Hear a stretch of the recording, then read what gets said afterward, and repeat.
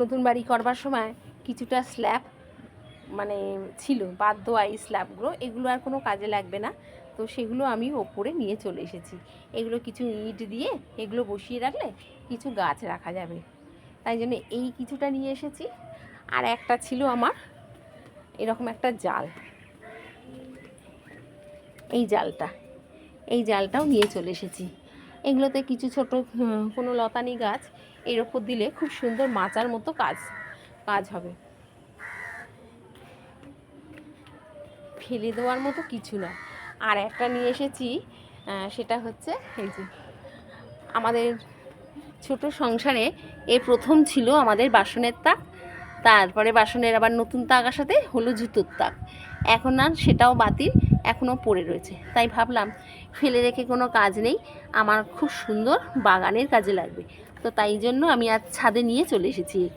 নিয়ে এসে এই গ্লো ব্যাগের মধ্যে 2টো শিম আর 2টো বরবটির বীজ পুঁতে দিলাম। এখন তো খুব জল বৃষ্টি হচ্ছে, মোটামুটি 4-5 দিনের মধ্যে গাছ বেরিয়ে যাবে, তাও অত সময় লাগবে না। আর ছোট গাছ, লতানি গাছ এর মধ্যে খুব সুন্দরভাবেই হবে। আর এইখানে বাঁশটা রয়েছে, এটা ধরে নেবে, তাহলে আমার খুব ভালো মাচা হয়ে যাবে। এত তো লাঠি, বাঁশ লাঠি তো নেই যে বড় করে মাচা করব, এটাই ঠিক আছে। সারা সকাল ছাদে কিছু কাজ করতে পারিনি এই বৃষ্টির জন্য, এখন থামাতে চলে এসেছি একটু ছাদে। মোটামুটি আমার সব গাছরা ভালো আছে। আর জানেন তো, হট করে কালকে দেখি একটুও সবজি ছিল না, তো যাই হোক একটু ভেন্ডি একটু বেগুন তুলে নিলাম, নিয়ে আরও কিছুটা ওপর থেকে শাক তুলে এইগুলো দিয়ে কালকে আমাদের ছোট্ট সংসারে খুব সুন্দর রান্না হয়ে গেছিলো। তো এইরকম এটাই তো ভালো লাগে না, যে আমাদের ছোট্ট ছাদ বাগানে এইরকম অল্প বিস্তর সবজি হোক আর আমাদের সংসারে সেটা লেগে যাক। আর নিজে হাতে সবজি করে তখন যেটা খাওয়া, এর টেস্ট অনবদ্য। কি বলবো আপনাদের, আপনারা যারা করছেন তারা তো জানেন। সত্যি মানে তখন না খুব ভালো লাগছিল যে এই সময় দরকারে আমার এই সবজি বাগান থেকে সবজিগুলো কাজে লাগলো। তো মোটামুটি অনেক বেগুন তুলে নিলাম, আবার নতুন করে জালি পড়ছে, ভেন্ডিরও তাই নতুন করে। আর ভেন্ডি তো 2 দিন পর পরই তুলতে হয়। এখানে দেখেছেন তো অনেক বেগুন তুলে নিয়েছি, এখনও রয়েছে, আবার নতুন করে জালিও পড়ছে। প্রত্যেকটা বেগুন গাছে আবার নতুন করে জালি পড়ছে খুব সুন্দরভাবে। এখানেও তাই, দেখেছেন তো খুব সুন্দরভাবে বেগুনের জালি পড়ছে, এটা তো তাই। আর এইখানে আমার যে বাতাবি লেবু গাছটা ছিল তার টবেতে আমি 3খানা বরবটি গাছ দিয়েছিলাম, এই 3খানা বরবটি গাছ বেরিয়েছে, তারা একটু বড় হয়ে গেল। আর মূলোর যে বীজগুলো ছড়িয়েছিলাম তাদের এখনও কোনো খবর নেই। এখানেও তাই, এখানে 2টো বরবটির গাছ পুঁতেছিলাম, একটা বেঁচেছে আর একটা শামুকে খেয়ে নিয়েছে।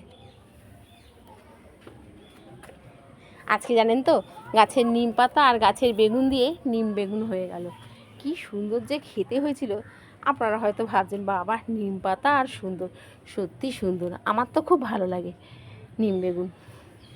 এখানে বেগুন গাছের ডালপালা কেটে দিয়েছিলাম, ডগ কেটে দেওয়ার পর কতগুলো ডগ বেরোচ্ছে দেখুন। চলুন ছোটো ছাদটায় যাই, এটা আমার এখন বড় ছাদ, ওইটা হচ্ছে ছোট ছাদ। এখানে মোটামুটি সব গাছ ঠিক আছে, সবেদা গাছও ঠিক আছে, তাতে অনেক জালিও পড়েছে। এই দেখুন এইখানে আনাতে সবেদা জালি পড়ছে বেশ ভালোই।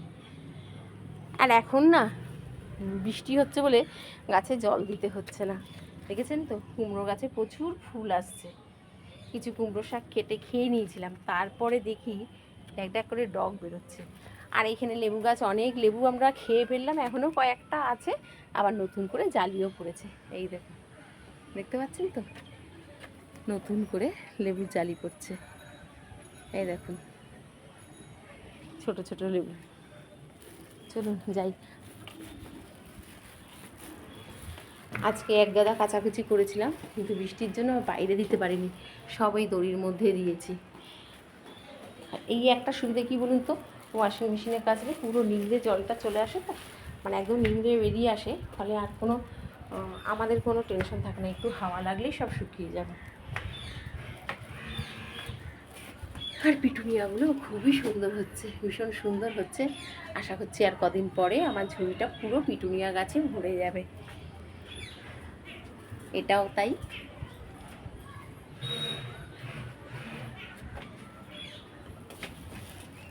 এখানে কিছু চন্দ্রমল্লিকা গাছ পুঁতে দিয়েছি, এগুলো সব পম পম। এখানে 10খানা চন্দ্রমল্লিকা রয়েছে। ছাদে অনেকগুলো জবা গাছের ডাল কেটে দিয়েছি। মোটামুটি এই বর্ষায় গাছগুলো খুব ভালো আছে। আর বর্ষার আগে যেহেতু আমার মিক্স খাবার দেওয়া হয়ে গেছিলো, তাই জন্য এরা খুব সুন্দরভাবে, আর ডালপালাও কেটে দিয়েছিলাম। যেগুলো আগে কেটেছিলাম তাদের গ্রোথ খুব সুন্দর। কিছু আগে কেটে দিয়েছি আর কিছু এখন কেটেছি।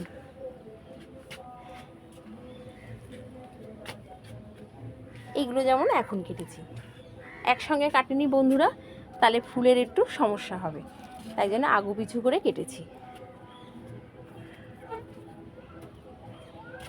আর নতুন অ্যাডেনিয়াম গাছটায় আমার দুখানা ফুল ফুটলো, ভীষণ সুন্দর লাগছে দেখতে। আর এইখানে চন্দ্রমল্লিকা গাছগুলোকে কিছু কিছু দেখলাম শিকড় বেরিয়েছে ভালো, সেগুলো একটু আলাদা করে অন্য জায়গায় পুঁতে দিলাম। আর কিছু কিছু কয়েকটা বার ডালও কেটে পুঁতে দিয়েছি। এইগুলো গত বছরে খুব সুন্দর ফুল হয়েছিল।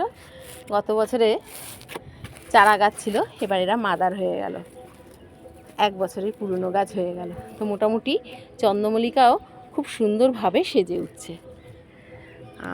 কালারটা কি সুন্দর হচ্ছে না, গোলাপের ডবল ডিলাইট, ভীষণ সুন্দর হচ্ছে, দেখেছেন তো, খুব সুন্দর হচ্ছে। টুকটুক করে গোলাপ হচ্ছে বন্ধুরা, ভালোই হচ্ছে। এইখানে যে দোপাটি গাছগুলো কিনে এনেছিলাম, থোকা দোপাটি, সেগুলো দেখছি আস্তে আস্তে বড় হচ্ছে।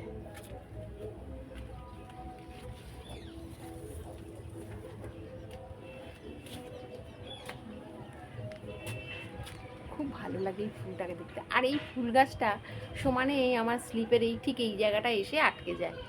ওকে যতবার ওইদিকে করে দিই, ও ততবার এদিকে চলে আসে। কি সুন্দর বুদ্ধজয়ী হয়েছে দেখুন, ভীষণ ভালো লাগছে দেখতে, অনেক ফুল হয়েছে।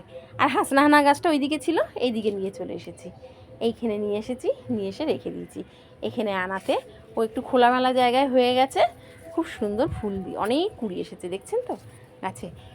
যখন একটু সন্ধে সন্ধে হবে, এই যে ফুটতে শুরু করে দিয়েছে, যখন একটু সন্ধে সন্ধে হবে সেই সময় ছাদে এলে এর গন্ধটা পাওয়া যায়। হালকা একটা মিষ্টি গন্ধ বেরোচ্ছে মাধবীলতা দিয়ে। শিউলি গাছটা বেশ বড় হয়ে গেল, 2-1টা শিউলি পাতা তুলে বড়া খেয়ে নিলাম। খুব ভালো লাগে মাঝে মাঝে এই পাতা তুলে পাতা দিয়ে বড়া খেতে। আর দেখতে পাচ্ছেন এই জবাটা আজকে আমার দিদি দেখতেই পায়নি, ওই পাতার আড়ালে ছিল, বুঝেছেন। এখন এসে দেখি ও ফুটে রয়েছে। কি সুন্দর কালারটা বলুন তো, ভীষণ সুন্দর দেখতেও, কত সুন্দর, অনেক কুড়ি এসেছে। কিন্তু সজনে গাছটা বন্ধুরা দেখতে দেখতে বড় হয়ে গেল। মোটামুটি সবাই খুব ঠিক আছে। এখানেও কিছু জবা গাছের ডাল কেটে দিয়েছি, যেগুলো আগে কেটেছি সেগুলো মানে এবার আস্তে আস্তে ফুল দিচ্ছে। আর যেগুলো এখন কেটেছি তাদের একটু দেরি আছে, তারা আবার নতুন করে ডালপালা বেরোবে, তারপরে ফুল দেবে। পেয়ারা বেশ ভালোই খেলাম, এখনও গাছে 2খানা পেয়ারা আছে, দেখেছেন। আরও বড় হবে পেয়ারাটা, এটাও তাই, এটাও আরও বড় হবে। তাহলে বন্ধুরা ভিডিওটা এইটুকু। আপনারা খুব ভালো থাকবেন, সুস্থ থাকবেন, এভাবেই গাছের সাথে থাকবেন। টাটা বন্ধুরা, টাটা।